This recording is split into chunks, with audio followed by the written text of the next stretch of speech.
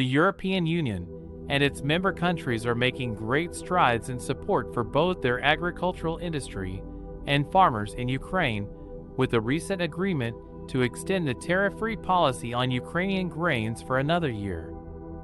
In response to the flood of cheaper imports that have put the cost of crops in neighboring countries in jeopardy, members of the EU are granting over €100 million, or $110 million, to affected farmers from an emergency fund. Details of the agreement are being finalized and expected to be adopted in days, with a formal approval from the European Parliament to follow.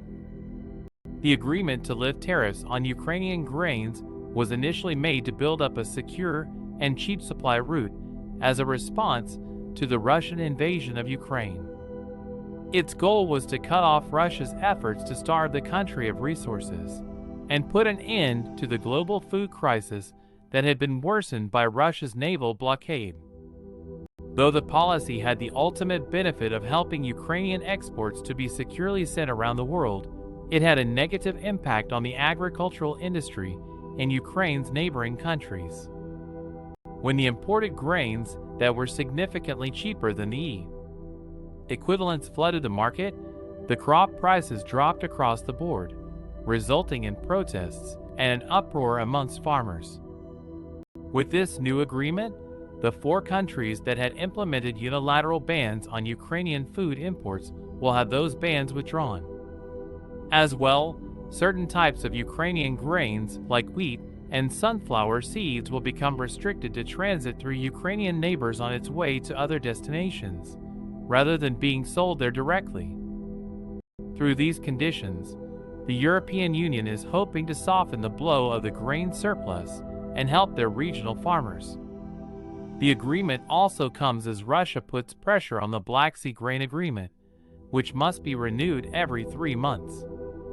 Russia's Foreign Minister Sergei Lavrov has stated the deal is in a deadlock, complaining that the agreement is unevenly in favor of Ukraine and that it is unable to ship fertilizers and other agricultural goods to global markets because of sanctions imposed from the West. Though United Nations representatives have been attempting to address the systemic problems, the most recent extension of the deal came with a 2-month expiration date set for May 18th, should the UN fail to make progress. Analysts, however, have reason to be skeptical that Russia's demands are genuine and not just a ploy to gain leverage to soften the sanctions imposed on it.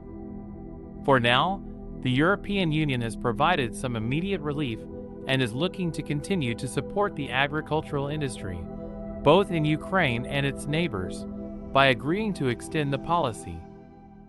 The €100 million grant will hopefully be able to soften the effects on farmers, providing some rekindled faith in the united front the EU has maintained in light of the war.